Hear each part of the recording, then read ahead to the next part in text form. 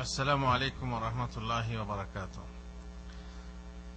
আলহামদুলিল্লাহি রাব্বিল আলামিন ওয়াস সালাতু ওয়াস সালামু আলা রাসূলিহিল কারীম ওয়া আলা আলিহি ওয়া সাহবিহি আজমাইন।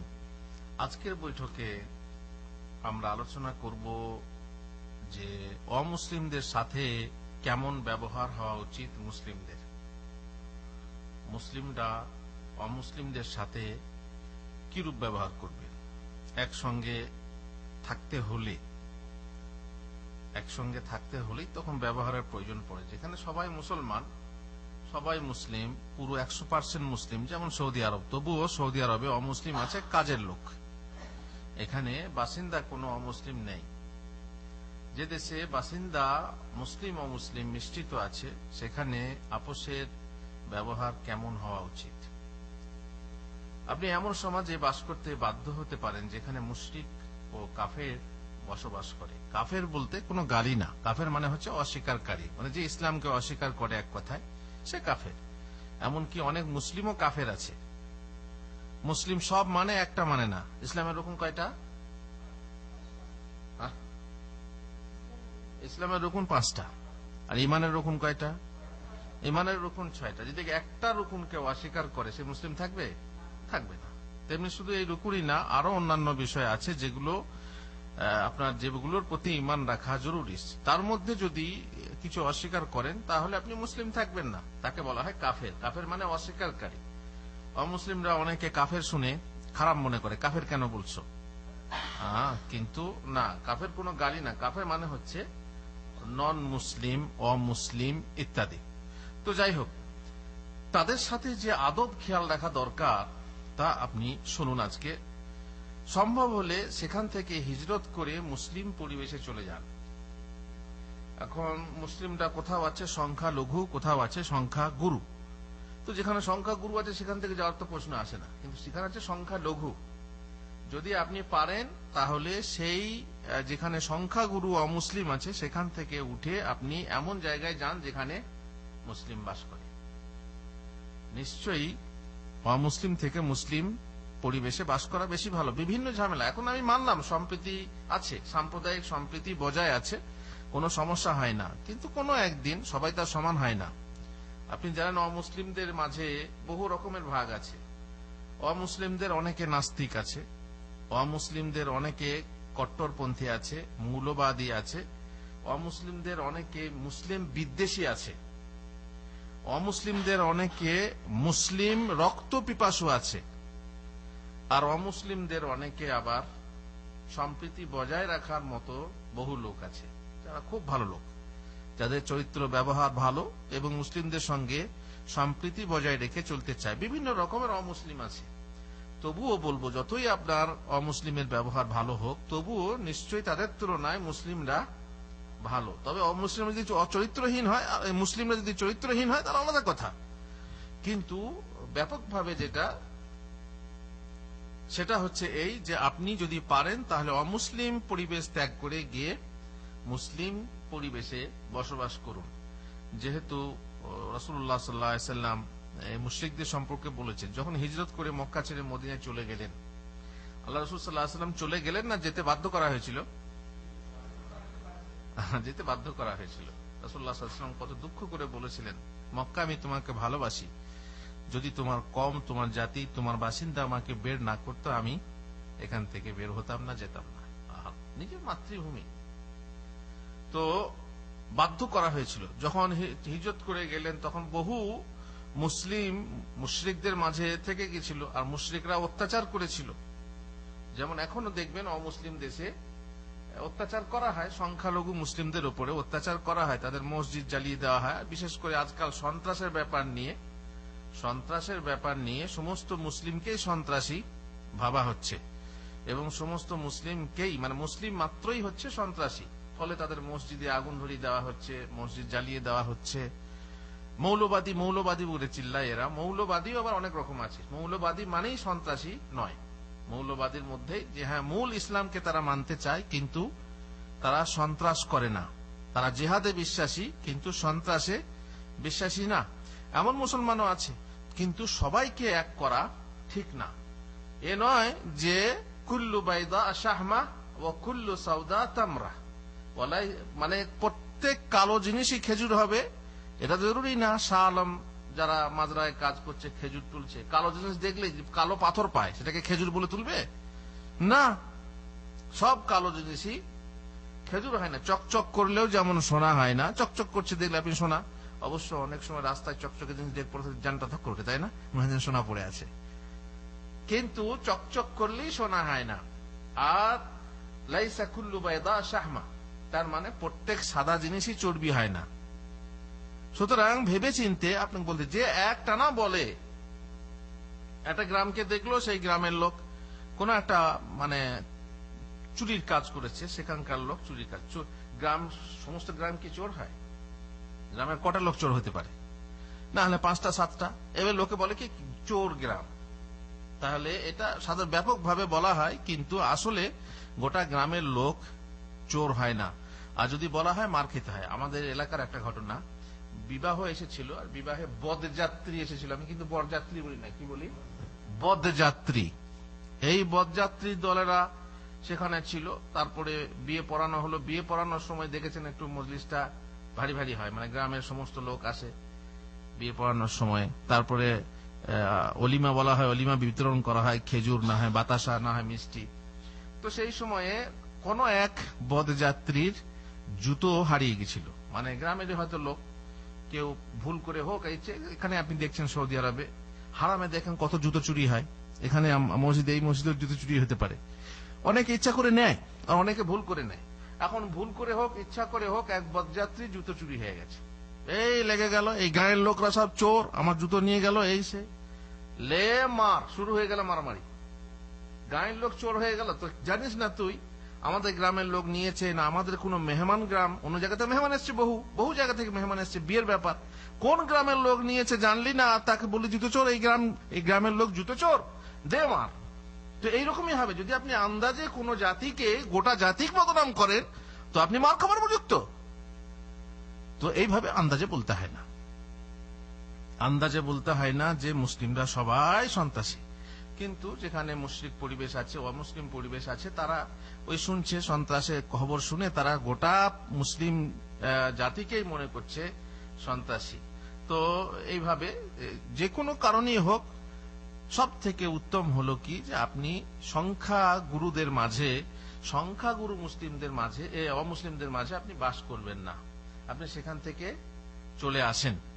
হিজরত, যদি আপনি সেখানকার বাসিন্দা হন তো হিজরত করে আপনি চলে আসেন সেই জায়গাতে যেখানে মুসলিমের সংখ্যা গরিষ্ঠতা আছে। এখন যদি বলেন হুজুর কি করে যায়, উপায় নেই, এই সেই, তাহলে আপনি যদি সেখানে থাকেন তো তার জন্য রাসূলুল্লাহ সাল্লাল্লাহু আলাইহি ওয়াসাল্লামের কয়েকটা উপদেশ শুনুন। রাসূলুল্লাহ সাল্লাল্লাহু আলাইহি ওয়াসাল্লাম বলেছেন, বারিআতিয যিম্মাহ মিম্মান আকামা মাআল মুশরিকিনা ফি দিয়ারিহিম। যে ব্যক্তি মুশরিকদের সাথে বাস করে, এমনকি মুসলিম মুশরিক আছে না নেই?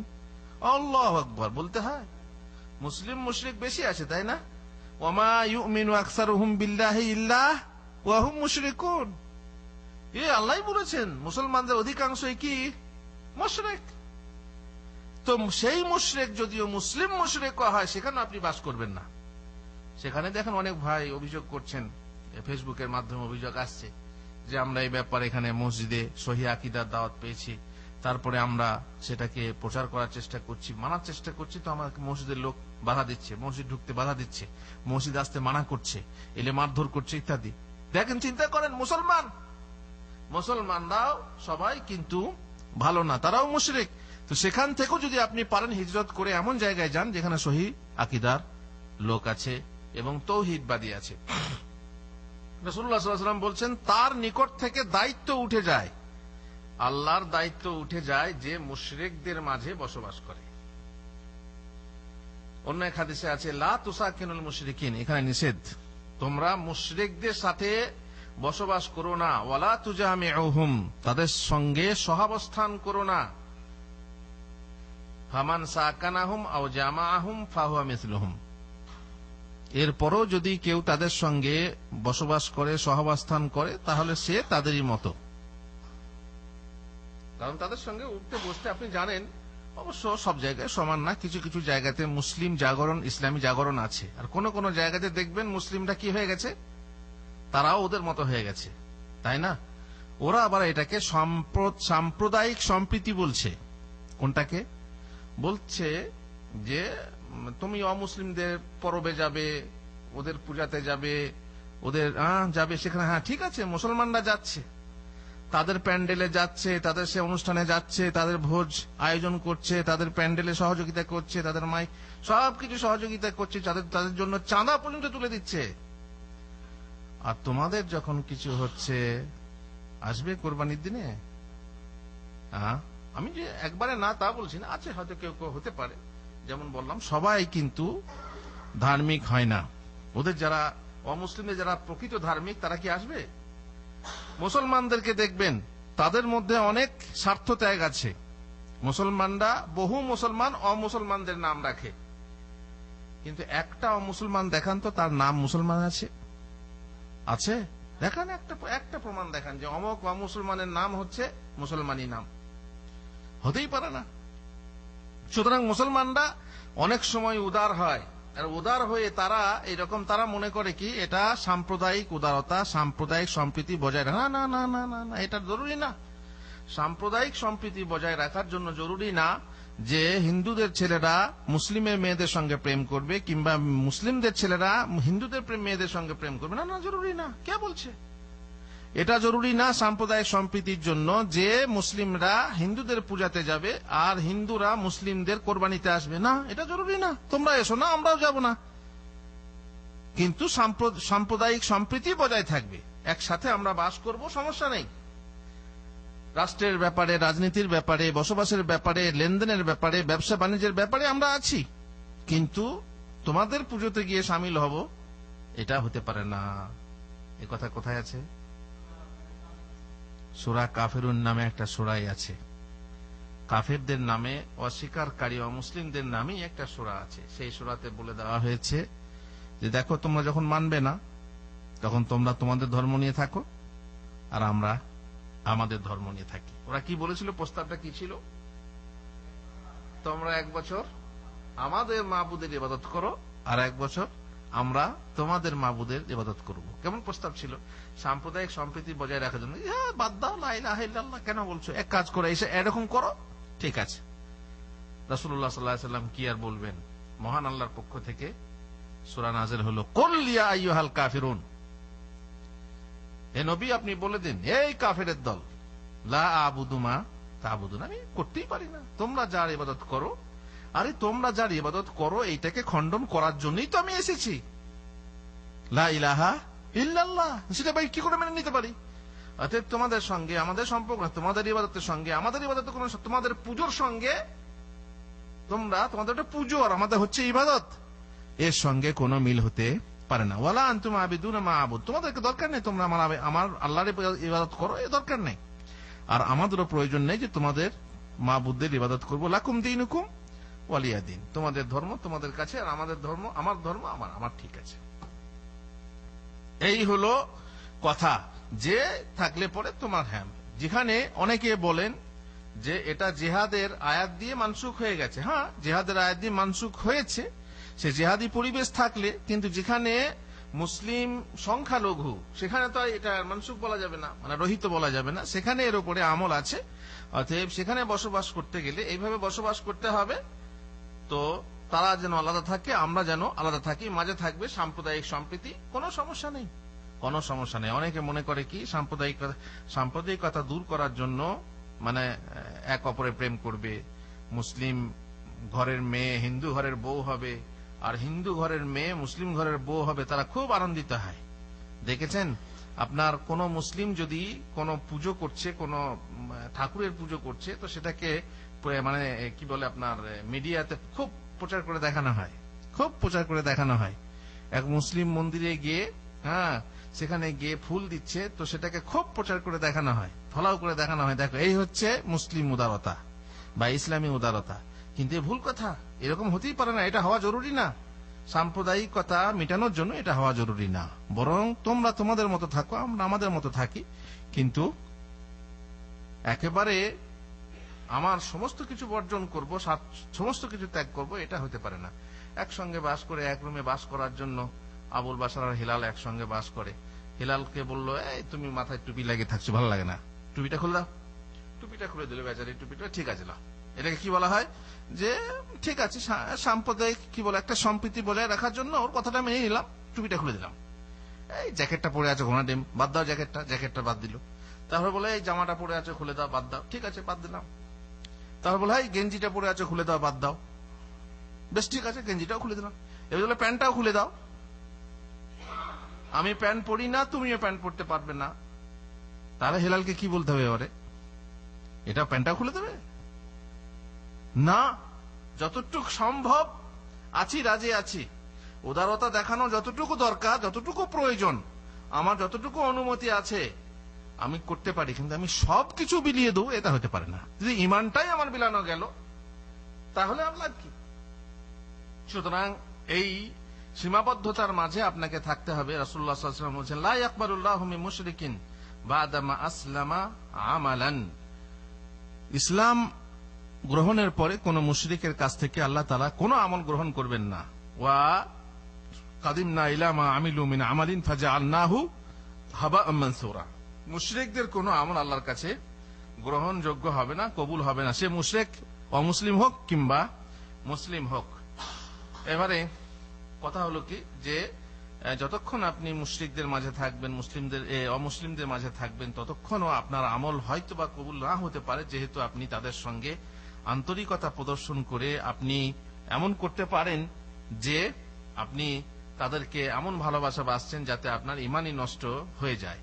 সুতরাং এই বিষয়টা খেয়াল রাখা দরকার। হিজরত করা সম্ভব না হলে কুফর ও শিরকের মাঝে আপনার ইমান বাঁচাতে শরীয়ত আদব মেনে চলুন এবং জেনে রাখুন যে মানব জাতির জন্য একমাত্র ইসলামই হলো আল্লাহর মনোনীত ধর্ম। এছাড়া অন্য ধর্ম পালন করে মানুষের পরিত্রাণ নেই। সুতরাং ইসলামকে যারা অস্বীকার করে তারা নামে মুসলিম হলেও কিন্তু তারা আসলে কাফের। আপনি কাফেরদের ধর্ম ইসলাম আসার পর বাতিল হয়ে গেছে, এটা কি করবেন? বিশ্বাস রাখতে হবে। এটা মনে করবেন না যে আপনি অমুসলিমদের সঙ্গে বাস করছেন সংখ্যালঘু অথবা সংখ্যাগুরু হয়ে, কিন্তু এটা ভাববেন না যে সব ধর্ম সমান বা সব ধর্ম যে কোনো একটা ধর্ম মানলেই হবে। আপনি খ্রিস্টান হলেও আপনি বেহেশতে পাবেন, হিন্দু হলেও বেহেশতে পাবেন, ইহুদি হলেও বেহেশতে পাবেন, কিংবা মাঝি সাঁওতাল হলেও বেহেশতে পাবেন, কিংবা ওই ডোম চমার হলেও আপনি বেহেশতে পাবেন। তাহলে সব ধর্ম সমান, মানুষের বানানো ধর্ম সমান, আর আল্লাহর পক্ষ থেকে আসা ধর্ম সমান না। আল্লাহর পক্ষ থেকে একমাত্র আসা ধর্মের নাম কি? ইসলাম। আদম থেকে নিয়ে আমাকে ফেসবুকে একজন প্রশ্ন করেছিল যে ইসলাম কতদিনকার, ইসলামের বয়স কত? ইসলামের বয়স আদমের বয়স। আল্লাহ তাআলা প্রথমেই যে দিনকে ধরার বুকে পাঠিয়েছেন সেটা হলো কি? ইসলাম। প্রত্যেক নবীর যুগে খ্রিস্টান ধর্ম যেটাকে বলা হয়, সেই খ্রিস্টান ধর্ম হচ্ছে বিকৃত ধর্ম, আসল ধর্ম কি? ইসলাম। ইহুদি ধর্ম ওদের বিকৃত ধর্ম, বিকৃত নাম, আসল ধর্ম কি? ইসলাম। প্রত্যেক নবীর যুগে ইসলাম ছিল, আর আমার শেষ নবী যুগেও হচ্ছে ইসলাম। আর ইন্নাদ দীনা ইনদাল্লাহিল ইসলাম, আসলে দিনই হলো আল্লাহর কাছে একমাত্র ধর্ম হলো ইসলাম। ওমাই ইয়াবতাগি গায়রাল ইসলামি দীনান ফালান ইউকবালা মিনহু ওয়া হুয়া ফিল আখিরাতি মিনাল খাসিরিন। যে ব্যক্তি ইসলাম ছাড়া অন্য ধর্ম চাইবে, গ্রহণ করবে এবং ভাববে তার মাধ্যমে পরিত্রাণ পাবো, তার কাছ থেকে গ্রহণযোগ্য হবে না। অতএব সব ধর্ম সমান এ কথা বিশ্বাস করাই যাবে না। সব ধর্ম সমান না, বরং আপনি অমুসলিমদের মাঝে বসবাস করুন, সাম্প্রদায়িক সম্প্রীতি বজায় রাখুন, কিন্তু এটা আপনাকে মনে করতে হবে যে ইসলামই হলো আসল ধর্ম, ইসলামই হলো শ্রেষ্ঠ ধর্ম, বাকি ধর্ম কি হয়ে গেছে? রহিত হয়ে গেছে, বাতিল হয়ে গেছে। এখন যদি কাউকে পরিত্রাণ পেতে হয় তাহলে একমাত্র ইসলাম গ্রহণ ছাড়া আর কোনো উপায় নেই। এটা আপনাকে মানতেই হবে, এটা আপনি খেয়াল রাখবেন। কাফেরদের হিদায়াতের আলো দেওয়ার চেষ্টা করবেন, এমন ব্যবহার প্রদর্শন করবেন কাফেরদের সাথে যাতে সে আপনার ও আপনার ইসলামের প্রতি আকৃষ্ট হয়।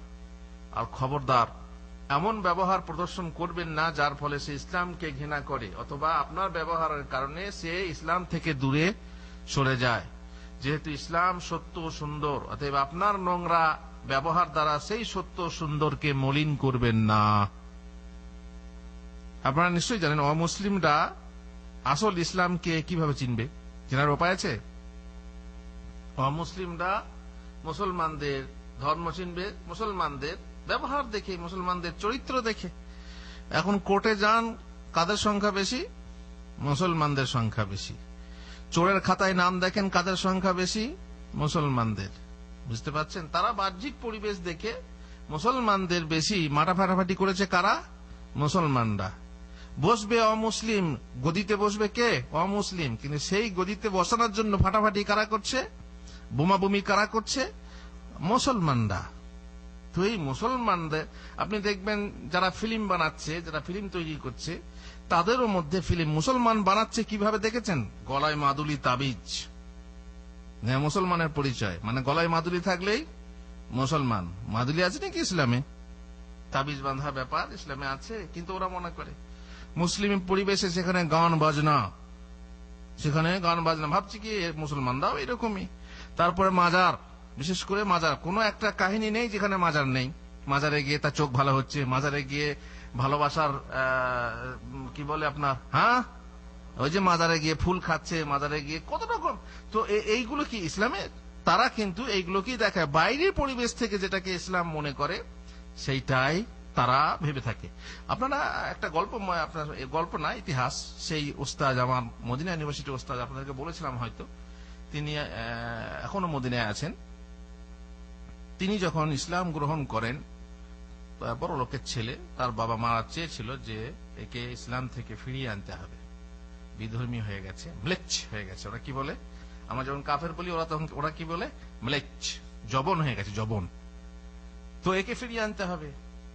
তো ওই বেচারি সে 4-5 সাধুকে নিয়ে এসে গোল টেবিলে বসিয়ে তাকে খুব বোঝায়, বলে তুমি কেন মুসলমান হলে, কি তুমি দেখলে ইসলামের মধ্যে? দেখছো না ওদের কোর্টের অবস্থা, দেখো ওদের। অবশ্য আপনাদের দেশ থেকে ভারতবর্ষের, বাংলাদেশ থেকে ভারতে, বাংলাদেশ তো সবাই প্রায় মুসলমান, সেখানে তো মুসলমান বেশিই দেখবেন, কিন্তু ভারতে মুসলিম সংখ্যা কম, কিন্তু কোর্টে আপনি যাবেন দেখবেন মুসলমানের সংখ্যা বেশি। ওদের দেখছো না ফাটাফাটিতে ওরা আগে, মারামারিতে ওরা আগে, ঝগড়া ঝামেলায় ওরা আগে, চোরা চামিরিতে ওরা আগে, সন্ত্রাসে ওরা আগে। তো মুসলমান তুমি কেন হলে? হ্যাঁ, তো কি ব্যাপার, তুমি মুসলমান কেন হলে? তুমি যদি বলতে যে হিন্দু ধর্ম ঠিক না, ভালো না, ঠিক আছে, তুমি চেঞ্জ করো, খ্রিস্টান হয়ে যাও। দেখো ওরা কত ভদ্র, ওরা কত উন্নত, ওদের আবিষ্কার দেখো, ওদের দেশ কত উন্নত দেখো। দেখছেন কি দেখছে? জিনিসটা বাহ্যিক পরিবেশ দেখছে, কিন্তু বাইরেটা দেখে ভিতরের খবর জানা যায় না। বোকা মানুষ। জর্জ বার্নার্ড শয়ের জন্য প্রসিদ্ধ আছে। আমরা পড়েছিলাম যে জর্জ বার্নার্ড শ নাকি ইসলামের অনেক প্রশংসা করেছেন। তো তাকে জিজ্ঞাসা করা হয়েছিল যে আপনি ইসলাম গ্রহণ করেননি কেন? তো উনি বলেছিলেন যে সত্যি আমি পানির পিপাসায় ছিলাম, আমি পানির খোঁজে ছিলাম, পান করার আশায় ছিলাম, কিন্তু যে পানি পান করার জন্য আমি ঘাটে নামলাম, সেই পানি পান করতে গিয়ে দেখি সেই পানির উপরে মরা ভাসছে, তাই আমি আর পান করতে পারিনি। এই উদাহরণ হলো জ্ঞানী মানুষের। এটা জ্ঞানী মানুষের উদাহরণ হলো। জ্ঞানী মানুষের উদাহরণ শুনুন। এই ওস্তাদকে যখন বলা হলো তোমাকে যদি ধর্ম চেঞ্জ করারই প্রয়োজন ছিল, তাহলে তুমি কেন খ্রিস্টান হলে না? কেন মুসলমানদের অবস্থা দেখছো না? এইসব দেখেও তুমি কেন মুসলমান হলে? ওস্তাদজি বলেছিলেন যে আমি মুসলমানদেরকে দেখে ইসলাম গ্রহণ করিনি, আমি ইসলামকে দেখে ইসলাম গ্রহণ করেছি। ইসলামকে দেখে ইসলাম গ্রহণ করেছি, মুসলমানদেরকে দেখে না। মুসলমানরা যারা এরকম নোংরা ব্যবহার করে তারা আসলে মুসলমান না। তাদেরকে দেখে আমি ইসলাম থেকে পিছিয়ে যাব কেন? ইসলাম হচ্ছে একটা সুন্দর জিনিস, যে ইসলামকে মেঘে ঢাকা সূর্যের মতো ঢেকে রাখা হয়েছে, যে ইসলামকে, যে ইসলামের গাছকে, একটা বৃক্ষকে আলোকলতা তাকে ছেয়ে ফেলেছে। আলোকলতা আপনারা জানেন, ওই যে হলুদ মতো গাছে মাটির সঙ্গে সংযোগ নেই, আপনার গাছের ডগায় গাছেরই রস খেয়ে একদম গোটা গাছকে কি করে নেয়? আল্লাহু আকবার। আলোকলতার মতো ছেয়ে গাছটাকে নষ্ট করে দিচ্ছে। সেই ইসলাম দেখে আমি মুসলমান হয়েছি, আমি মুসলমানদেরকে দেখে ইসলাম গ্রহণ করিনি। বাহ্যিক পরিবেশ দেখে ইসলামের আন্দাজ হয় না, অনুমান হয় না। সুতরাং আপনি খবরদার ভাববেন না যে মুসলমানদের এই দুরবস্থা, মুসলমানরা পিছিয়ে যাচ্ছে, মুসলমানদের বৈজ্ঞানিক কোন অগ্রগতি নেই, মুসলমানদের উন্নতি নেই, মুসলমানদের যেখানে সেখানে যুদ্ধ দাঙ্গা, মুসলমানদের যেখানে সেখানে মার খাচ্ছে, এই মনে করে আপনি খবরদার কি হবেন না, নিজেকে হাই মনে করবেন না, তুচ্ছ মনে করবেন না। আল্লাহ তাআলা নিষেধ করছেন, ওয়ালা তাহিনু ওয়ালা তাহজানু ওয়া আনতুমুল আ'লাউন। খবরদার নিজেকে তুচ্ছ মনে করো না, হাই মনে করো না, নিজেকে ছোট ভেবো না। তোমরাই পৃথিবীর সর্বোপরি, যদি তোমরা, শর্ত আছে, ইনকুনতুম, যদি তোমরা মোমেন হও। মোমেন হওয়ার যে আসল শর্ত, মোমেন যাকে বলে, যদি হতে পারো তবেই। এখন আমরা ইসলামের কিছুটা মানলাম, অনেকটা মানলাম না, দাবি করছি যে আমরা কি করে উন্নত হতে পারবো। তুমি আসলে মুসলমান নও, তুমি তো আসলেই মুসলমান নও। ইসলামে তুমি দিয়ে কবর, মুসলিম বলে করো ফকর, মুনাফিক তুমি সেরা বেদিন। নিজে ইসলামকে কবর দিয়ে তুমি দাবি করছো মুসলিম, সেটা তো হতে পারে না। পরিবেশে ইসলাম নেই। আপনারা দেখেছেন বহু জায়গাতে, এই যে কোন কোন জায়গায় দেখবেন টকশো হয়। টকশো না কি বলে, টকশো না খাটা শো না মিষ্টি শো, যাই হোক, টক মানে কথা আর কি। যাই হোক, শেষ হয়ে মানে দুটো ধর্মের পার্থক্য, তিনটে ধর্মের পার্থক্য দেখাবে।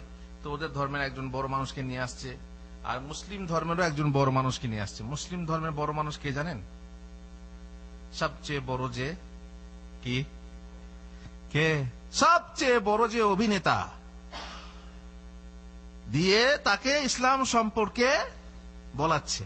বলুন, এই বড়, সবচেয়ে বড় অভিনেতা, সবচেয়ে বড় জমিদার, সবচেয়ে বড় ধনী মানুষ, সে কি ইসলামের সব বোঝে?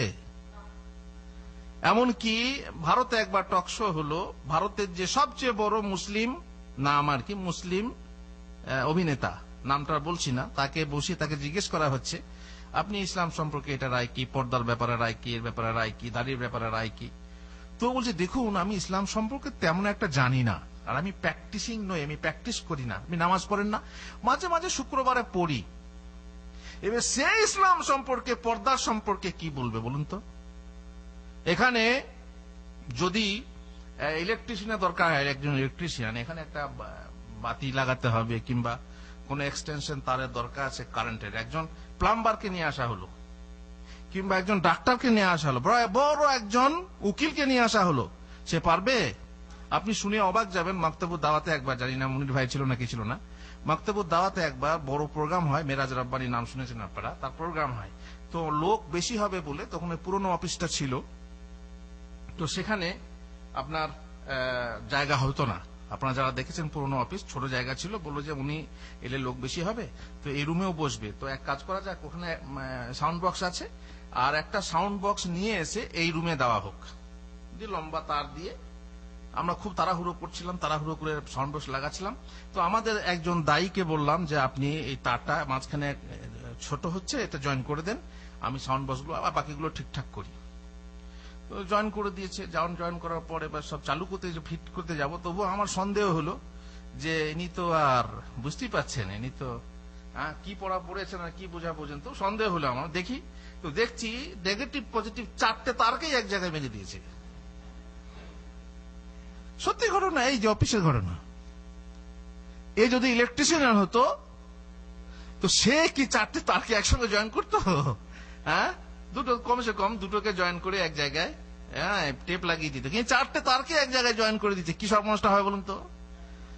তাহলে যার যেটা কাজ নয় সে কি করে বলতে যাবে পর্দা সম্পর্কে? একজন সাংবাদিক কি জানে তার পর্দা সম্পর্কে? একজন অভিনেতা, যত বড়ই অভিনেতা হোক আর যত বড়ই সে কোটিপতি হোক, সে কি বুঝবে? তো বাহ্যিক যাকে আমরা মুসলিম মনে করি তাকে নিয়েছে যদি ইসলাম সম্পর্কে জানতে বা জানাতে চাই, এটা ভুল ধারণা। ইসলামকে জানতে হলে ইসলাম থেকে জানতে হবে। ইসলামের যে নীতি আছে, ইসলামের যে ল গুলো আছে, সেগুলো ইসলাম থেকে জানতে হবে, কোন মুসলিমের আমল থেকে জানা সম্ভব না। সুতরাং আজকে আমি এটুকু বলেই আমার দার্স শেষ করব। ইনশাআল্লাহ আগামীতে বাকি কথা আবার পূরণ করব। আল্লাহ তাআলা আমাদেরকে তৌফিক দেন যেন আমরা যা শুনি তার উপরে আমল করতে পারি। আর অমুসলিমদেরকেও বলবো যে আপনারা দূর থেকে মুসলিমদের পরিবেশ দেখে ঘাবড়াবেন না। মুসলিমদের দুরবস্থা দেখে আপনারা ভাববেন না যে ইসলাম হচ্ছে পচা ধর্ম, ইসলাম বস্তা পচা ধর্ম। না, সবচেয়ে আধুনিক ধর্মই হলো ইসলাম। আর সবচেয়ে শ্রেষ্ঠ ধর্মই হলো ইসলাম। ইসলামকে মুসলিম দেখে চিনবেন না, বরং ইসলামকে ইসলাম থেকে চেনার চেষ্টা করুন, সত্য বুঝতে পারবেন। মেঘ দেখে কেউ করিস নে ভয়, আড়ালে তার সূর্য হাসে। অতএব সামনে মেঘ আছে বলে আপনি সূর্যের আলোকে, সূর্যকে আপনি তুচ্ছ মনে করছেন, এটা ঠিক না। মেঘ সরে যাক, মেঘকে সরিয়ে দেন, দিয়ে সূর্যকে দেখুন তার তেজ কতটুক। আল্লাহ তাআলা আমাদেরকে সকলকে তৌফিক দেন। আল্লাহুম্মা আমিন। ওয়া সাল্লাল্লাহু আলা নবিয়িনা মুহাম্মদ ওয়া আলা আলিহি ওয়া সাহবিহি আজমাইন।